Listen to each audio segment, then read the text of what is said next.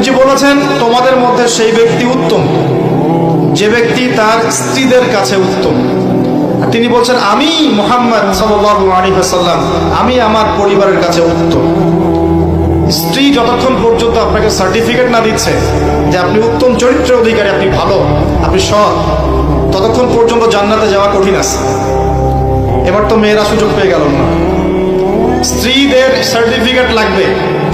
বাইরে ভালো থাকা সহজ, বাইরের মানুষের সাথে ভালো মেলামেশা করা সহজ, বন্ধুদের সাথে, হ্যাঁ, তার কলিগদের সাথে ওয়াজ মাহফিলে এসে মসজিদে গিয়ে ভালো আচরণ করা সহজ, কিন্তু আপনার অধীনস্থ যারা আছে তাদের সাথে ভালো আচরণ করা এত সহজ না। স্ত্রীর সার্টিফিকেট অনেক বেশি ইম্পর্টেন্ট। এই কারণে যাদের স্ত্রীরা সার্টিফিকেট দেয় যে আমার স্বামী ভালো, আমার স্বামী সৎ, আমার স্বামী দানশীল, আমার স্বামী ভালো চরিত্রের মানুষ, ইনশাআল্লাহ তাআলা এই ব্যক্তির জান্নাতে যাওয়া অনেক সহজ হয়ে যায়।